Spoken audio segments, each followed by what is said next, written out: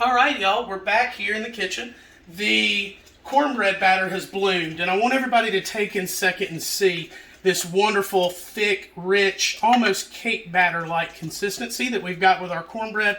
That's what letting it sit with the leavener for just a few minutes and that acid in the buttermilk and eggs gets together and activate the fluff. Now, the first big key I gave you to success was to preheat your skillet. So we're going to take our skillet handle cover here, slide that on, and we're going to just gently move that skillet out.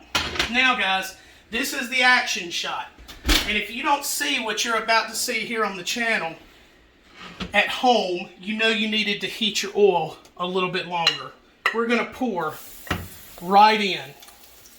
And instantly, almost like an Indian fry bread, all that wonderful batter is instantly going to set and sizzle. We'll come back and scrape that out a little bit better.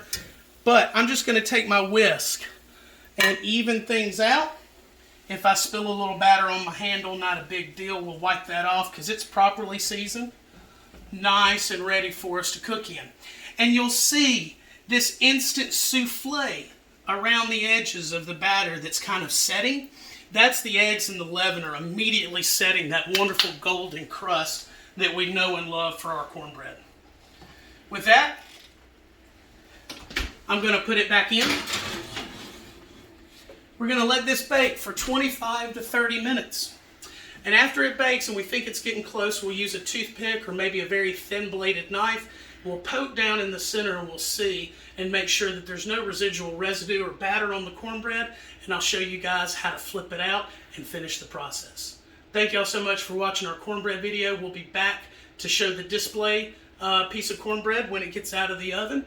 And we thank you guys so much for tuning in. Be sure to like and share, follow us for more content, and hit the bell for updates.